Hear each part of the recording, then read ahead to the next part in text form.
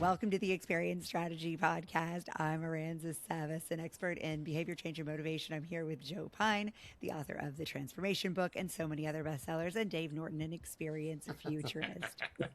The transformation economy. Thank you, Dave. Thank you, Dave, for the Substack is Transformation's book. The book That is the too. Transformation. He's author of both of those things. That's right. I wasn't wrong. One's a Substack. Guess which one? By the way, Substack news. Yesterday, I got the notice that my Substack is the 30th fastest rising Substack in the health and wellness category. Nice. Congratulations. Thanks. It was a nice moment. And maybe relevant to this conversation. So today we're going to talk about how spas and gyms are outpacing stores that sell actual stuff, and how landlords are leasing more space last year to experience and specifically transformationally oriented tenants than those who are just selling products, with wellness and fitness leading the charge.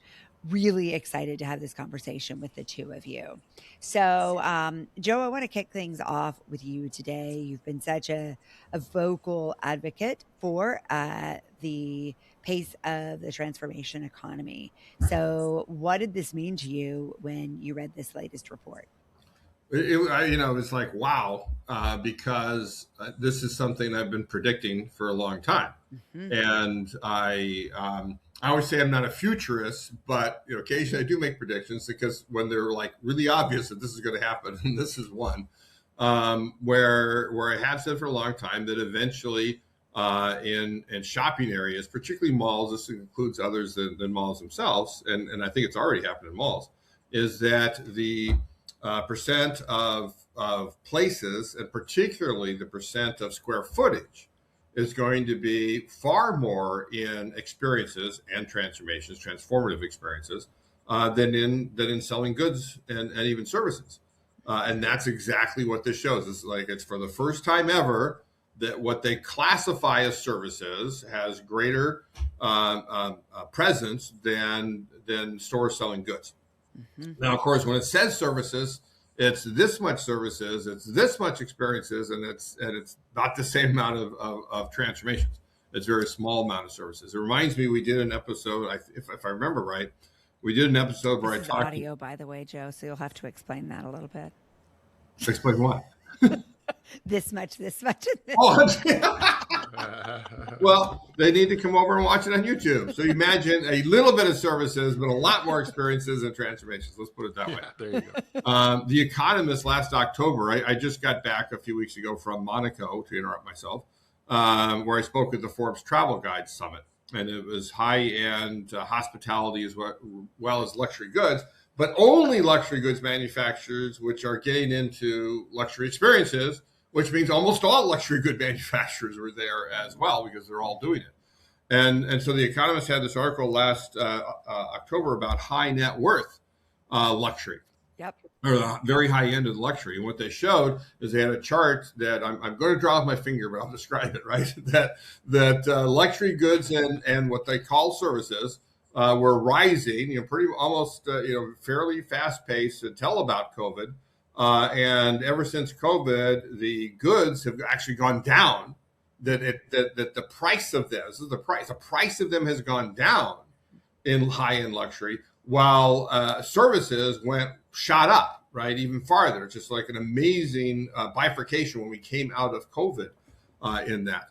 And I really look at it and says, those aren't services, those are experiences. High net worth people, they don't buy services because they got all their butlers and everybody already taking care of their pilots and yacht captains that are already taking care of that. They don't need to buy any of it. And I got a kick out of it is that a month or two later, they had, maybe it was less time, but they had the reporter doing a TikTok video of it. And in the TikTok video of it, they specifically changed services to experiences, right? And in the article, it's like this article also. Although it says services, every example is an experience or a transformative experience, right? Wellness being a big part of it, and facials and gyms, as you say, and so forth. So it's just part of this trend that you see over and over again, that people prefer experiences over things, and they're increasingly preferring transformative experiences over experiences and things. And they spend more money on transformations and services or experiences even. Exactly. Yeah. No, I think you're exactly right, and you are a futurist. And He just looked in his let's crystal ball and confirmed let's that. well, let's talk about that for a second, because you did predict a lot of these things. So what's interesting, if we look back, is it took longer for retail to come around the malls than we originally thought, than you originally thought, and those of us that were following along Oh, they still haven't caught up. originally. Right. It took actually the commodification of well, I guess the better way to say it is it took the multi-channel, omni-channel, Yeah. get it your good wherever you can approach to make it so that the retail spaces were beginning to say, hey, wait, we got to get people to want to actually spend time in our physical locations.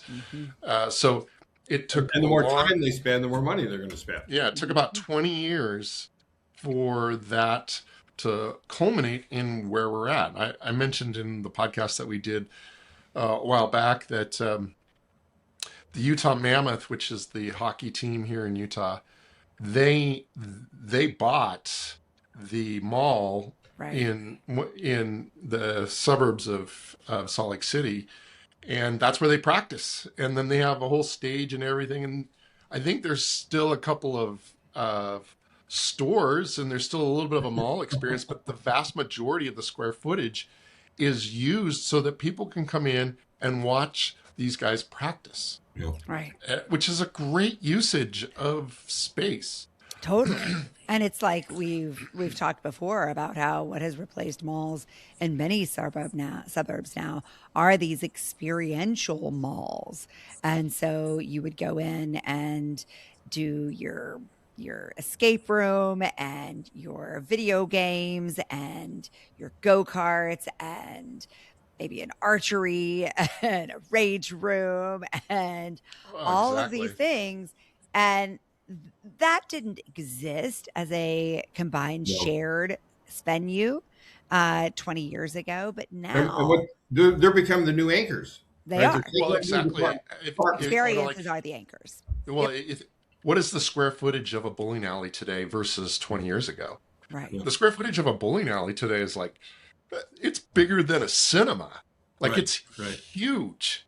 Because there's all of these other activities that are going on around it. I just going to say, we need to put bowling alley in quotes, right? Yeah. Because it's the main experience, but it's not anywhere near the only experience. That's my point. That's my point. Right. Mm-hmm. Right. So Italy, right, is another really good example of what we're talking about here. And I know you like to use this example a lot, Joe, but they were early leaders in this experiencification and transformification of retail. And so this idea of, okay, yeah, I could have a grocery store, but how differentiated is that? And what made it differentiated was, what if I could go and learn how to cook these foods and eat these foods and be immersed in what felt like a travel experience as a part of a shopping experience. And then I'd be willing to pay even more for the groceries. Bonkers. Right. Another case example of what we're talking about, when the experience economy first was articulated by Joe and Jim, one of the first things that Nike did was they had these flagship experiences that they created. They got, we've done a lot of talk about how those disappeared and why they disappeared. At the exact same time that Nike was experimenting with retail experiences and having basketball courts and so forth, Red Bull was starting to get into the event space as well. You look at the different trajectories of those two companies. Right. Red Bull is now basically an experience company it's a fantastic case study. It has so much relevancy and compelling stuff that's going on. Nike is still competing in the athletic wear category with so many different competitors. And yes, they've got a good brand, but I just don't think they're nearly as relevant today as they were 20 years ago. No, I can still remember the second Nike Town. The first one was in Portland. It's sort of more of a test case, I always thought, but on Michigan Avenue in Chicago. And the first time I encountered was walking down the street and seeing a line form out of a retail store, which I had never seen before. There's queuing, with the stanchion and so forth. And I thought, well, okay, this must be some admission fee experience that they're charging for, and they weren't, which is mistake number one. But it was because it was filled to capacity, and they couldn't let people in until people left. But they didn't get the idea that it really is about the experience, that they really should be charged an admission to go in there, and therefore make an experience that was worth an admission fee, which the original Nike Town was, with basketball courts, with events going on and so forth. And I remember, I go to Chicago once or twice a year, and I'd go back there. And every time I go, there were the goods were impinging on the floor space of the experiences, right? The exact opposite of what we see in this article about the floor space of experiences exceeding that of the goods. And that's because they had a mindset, right? They measured based off of before I was rudely interrupted. Yeah, so you're exactly right. Thank you. Go ahead. So we can stop now. We can stop now with that statement. Let's just stop there. Here's what I'll say.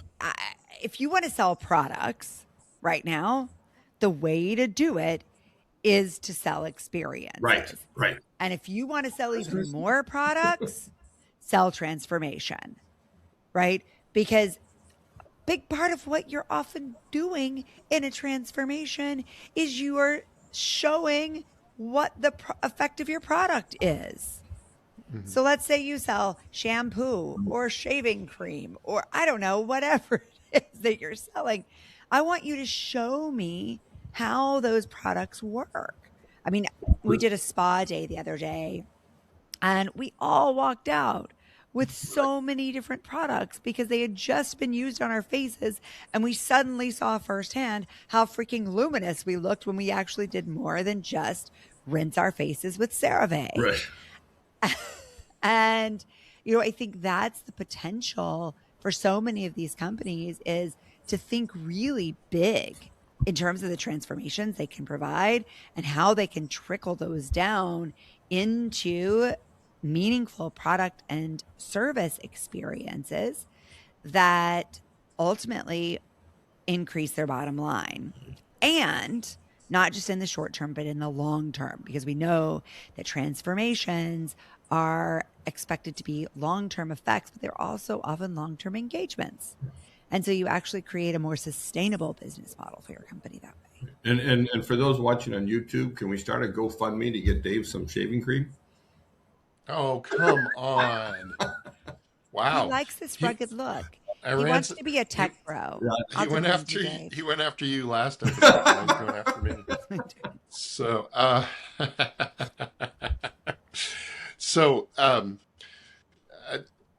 here's another element that we should bring up, and that is social media.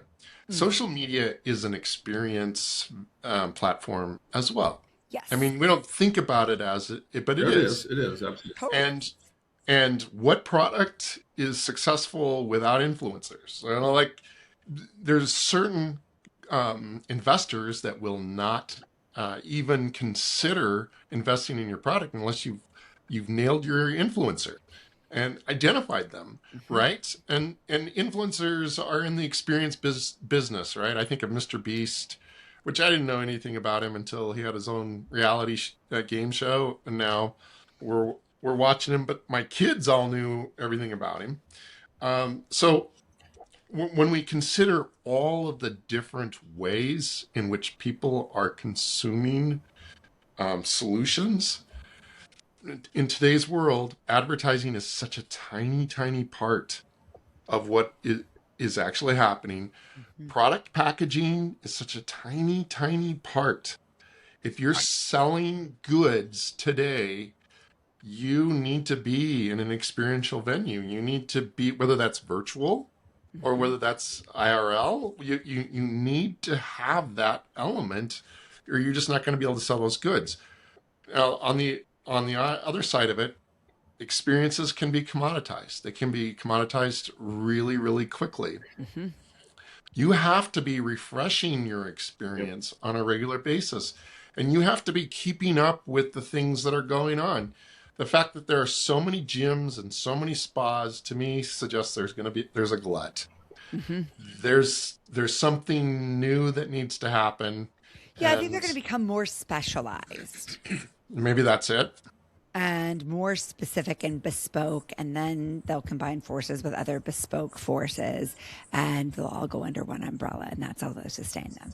But but you're right, they can't just be generalist anymore because they have to so clearly differentiate who they're for, who goes there. I mean, you think back to the olden days when it was just Soul Cycle, right? Like Was that the it seemed aughts or like was that such the a teens? With the olden, I'm trying to think what olden days are for you, Aransas.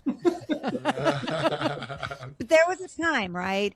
Julie Rice and them were out there creating Soul Cycle, and nobody was in that category. Well, now, like we're already past peak on spin studios because there was such a glut of variations in there. And I think we're just continuing to see that in these spaces that it's like you have an early adopter, an early leader in the category. They they hit on a white space, and then there's a market glutton, and the shift I think that we're going to see is toward transformation, right? So, Right. so what they're building right now is experiences, and that's what this article is about. But what's really going to stick is the sustainability that comes with transformation. And so they're going to create things that go deeper, longer, have greater intimacy with the individual client so that it forges long-term relationships, and these companies become journey partners and not just the partner for a single visit or a single trip. Not just time well spent, but time well invested. That's right. Mm-hmm. That's it. Yep. Absolutely. Well, Gosh, we're smart. we are. I know. Everybody should listen to this and share it with their friends. It's amazing. You should It's have weird listened to too. us in the 2000s. I'm telling you Exactly. right now. Exactly. Um, you know what? Some people did, and look where they are That's now. right. So, for those of you listening, keep listening. Share this with your friends. Subscribe to the Substack. Leave a comment. Those 2 seconds of your time help us know a lot more about what you're thinking and what you want and need. But we also just love to hear from you about these conversations because we know you have big ideas too, and we like to hear them. Joe, Dave, look forward to reconnecting later in Joe's book tour. We may be away for a couple of weeks, but we'll be back with you guys soon.